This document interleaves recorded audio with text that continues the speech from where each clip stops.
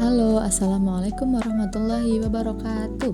Perkenalkan, nama saya Reda Ayu Lestari, NIM 2024084054. Di sini saya akan membahas tentang mengulas asesmen di kelas 1 Bahasa Indonesia untuk pemenuhan tugas pemahaman peserta didik dan pembelajarannya PPG PGSD.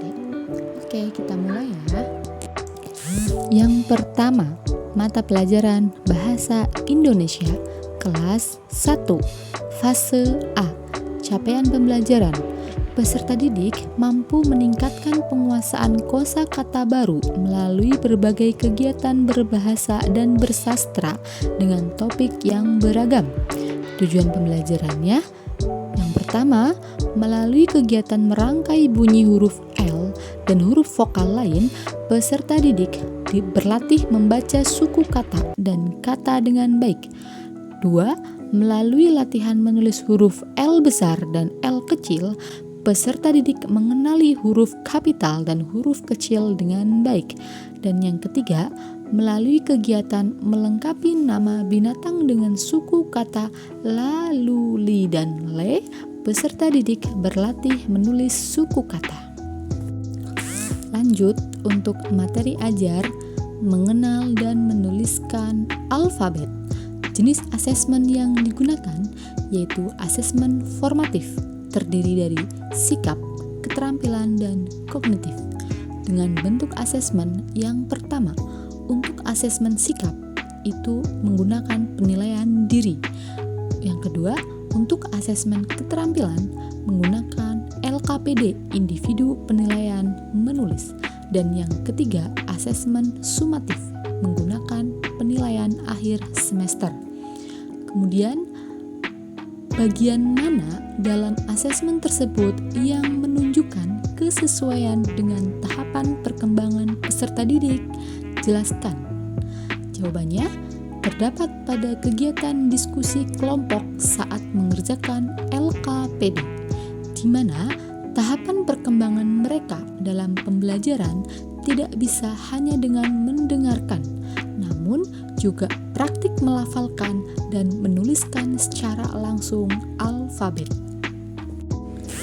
Pertanyaan selanjutnya, bagian mana dalam asesmen tersebut yang menunjukkan kesesuaian dengan perlunya mempertimbangkan aspek lingkungan budaya dan karakteristik peserta didik? Jelaskan. Jawabannya adalah dalam asesmen sikap dan keterampilan, guru menunjukkan aspek lingkungan budaya dan karakteristik peserta didik yang mereka ketahui.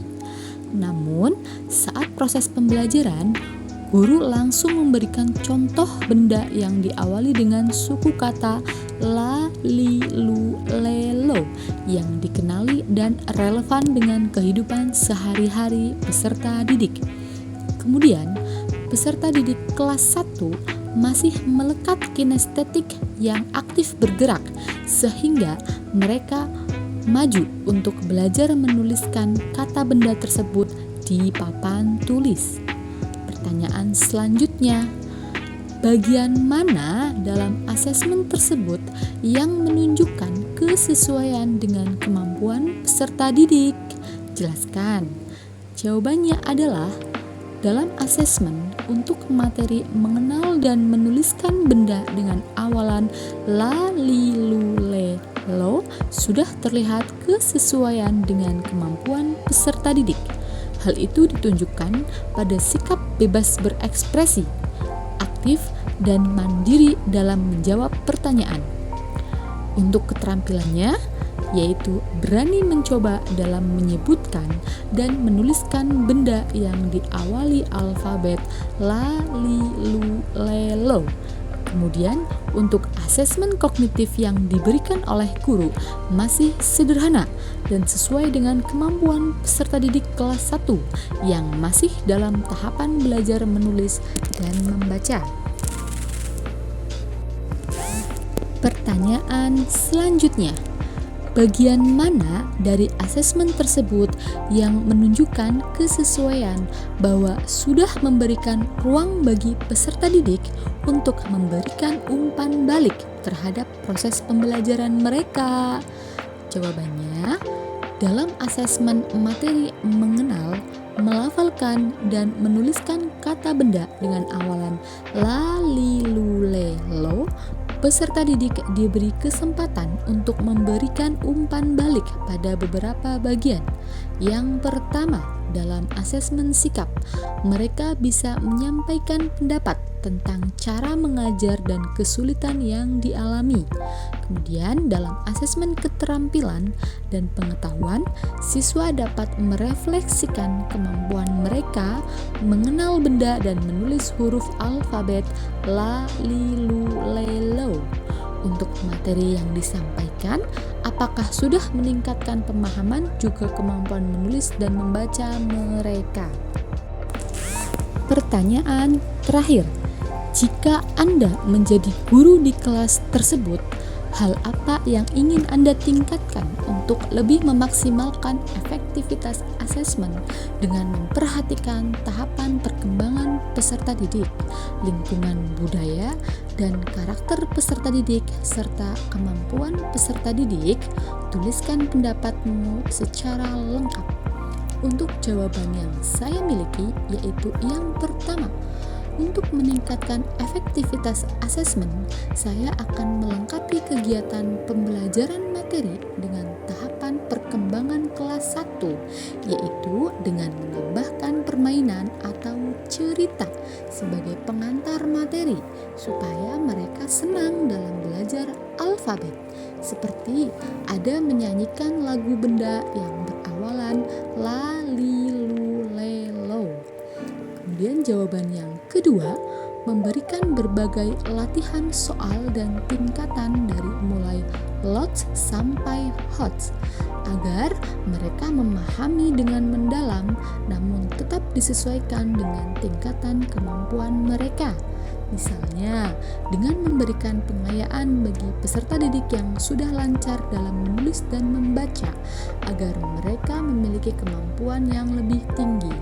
Kemudian, bagi peserta didik yang masih belum mampu, maka akan diberikan bimbingan atau pendampingan tambahan. Kemudian jawaban yang ketiga, untuk penguatan materi dan kemampuan dapat ditambahkan kuis yang interaktif agar mereka dapat berlatih menjawab soal. Jawaban yang keempat, saya akan berusaha untuk memastikan semua siswa memiliki kesempatan bimbingan yang dibutuhkan dalam asesmen yang didasarkan pada karakteristik mereka, seperti menyesuaikan jenis asesmen dengan gaya belajar dan kemampuan mereka. Dan jawaban yang terakhir, saya juga akan mengaitkan konteks budaya peserta didik dengan menggunakan contoh atau situasi yang mereka kenal agar lebih mudah dipahami. Selain itu, saya akan memberi kesempatan bagi siswa untuk memberikan umpan balik keinginan pembelajarannya seperti apa, sehingga saya bisa mengetahui apakah mereka memahami materi dan apa yang perlu diperbaiki untuk pembelajaran berikutnya. Baik, demikian yang dapat saya sampaikan. Kurang lebihnya mohon maaf, semoga dapat dipahami dan dimengerti.